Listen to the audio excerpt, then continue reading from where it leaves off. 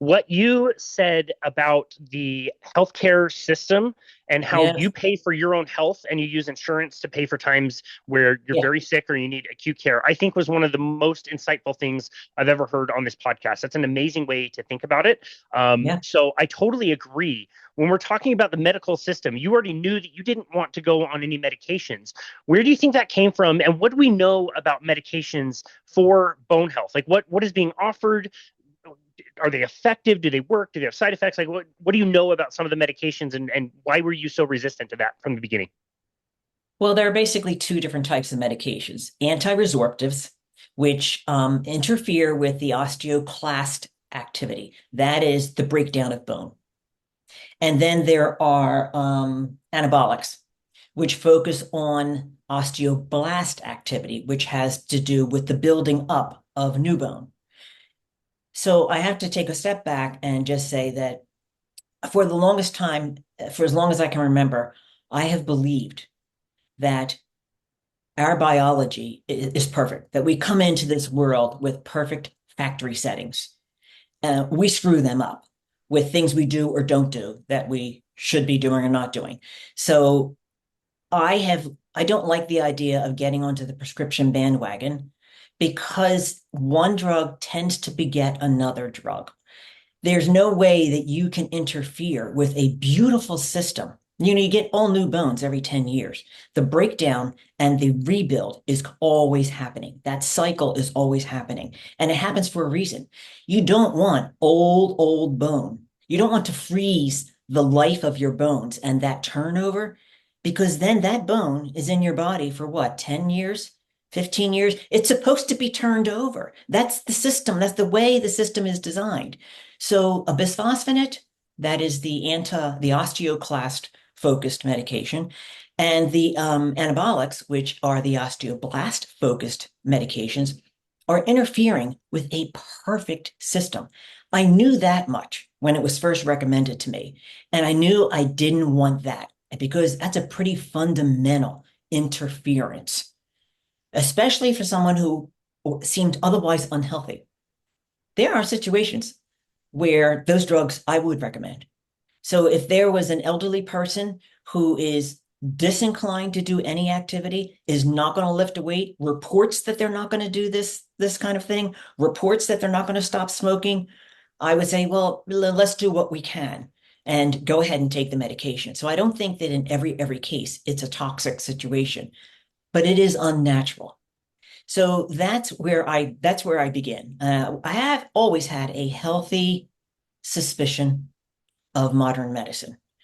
I don't even know where that comes from, other than this philosophical belief that we come into this world pretty much ready for anything with a perfect operating system, and we screw it up. So these drugs over time, there are all kinds of problems. And if you are on a website for an association for study of osteoporosis, you're going to see reference made to alarmists and crackpots and conspiracy theorists who say that they cause more breaks and you can never go off of them and they have a ton of side effects and so on and so forth. But all of those things are true. Just like in my life, every time I thought that I was acting and thinking like a conspiracy theorist, when I did the research, I was like, oh, actually, I'm not wrong. This is really bad stuff. Maybe this conspiracy theory thing is just a healthy way to approach modern medicine. And I wish that it weren't the case that usually when things get unpacked, you find out this quote unquote crackpot stuff is actually not really crackpot stuff. And of course, we've seen a ton of that in the past 5+ years with yeah. So I think that it's temporary. It's a band-aid approach. So if you're taking a drug, let's take you're getting an injection that builds bones, adds more bone. The scaffolding of new bone that is an unnatural scaffolding has to be interrupted. Even your doctors will say you cannot take this forever. You have to take a vacation from it. And it's literally called a bisphosphonate vacation. There's a term for it. They will try to put you on some other drug.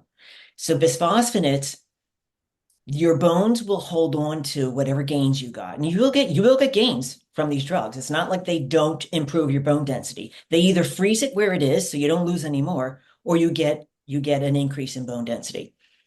After a certain number of years have passed, they will tell you you need to take a break from it. If you're on a anabolic drug, you will lose that bone mass right away. It doesn't stay put. You get these injections every 6 months, and it's sort of like filling up the bone, and you have to do it every 6 months. And when you stop, the bone empties. And you're in a state where you will have what they refer to as a rebound fracture. So you're at high risk of fracture when you come off of one of the bone medications. Bisphosphonates will last for a little longer. You won't actually get into a rebound bone loss situation for several months, but they will still suggest that if you go off your bisphosphonate, that within a matter of months, you need to start taking another medication. You can never, for the rest of your life, let's say you start this at age 50, you can never not be taking these drugs. There's no situation where it is safe and advisable to stop the drugs entirely because of the rebound bone loss. So I remember asking my doctor in 2016 that what would happen. I said, well, I hope I live till I'm 100. I cannot imagine being on this drug for the rest of my life. If I can only take this for 5 years, what happens then? He goes, well, we would look at other medications. I said, but what if I don't want to be on medications? It felt and sounded so much like a temporary thing. Now, lots of women do it, and that's because it sounds good. It's like, I don't have to think about this for 5 years. That's fine. Just give me the drug and I'll deal with things 5 years from now. Many people have lives where that's what they have to do. They can't look for solutions that take more than a year of thinking and planning. You have to be able to think big in terms of years for behavioral change and life change. Many, many people can't do that.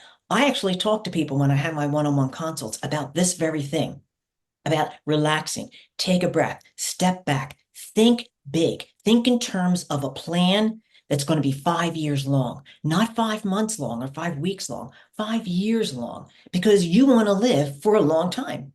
So don't just opt to take this drug because then you don't have to think about it for 5+ years. So that's my main problem with the medications. They perturb a system that is beautiful and perfect, and I think presents all kinds of dangers. And there's a good chance the person can be convinced to do what needs to be done in their lives to just have a better system in place for their health, for their body, and then by extension, for their bones. But as so many things in our lives, when we have health issues, modern medicine wants to take that health issue, separate it from the human that has it, and just treat it in a vacuum. It doesn't work. It doesn't work. Your heart health, your brain health, your bone health, your muscle health, these are all connected. They're systems that are connected to other systems. So to treat bones in a vacuum by saying, we're just going to get this medicine in your bones, to me makes no sense at all. And I think only a truly desperate situation would call for it.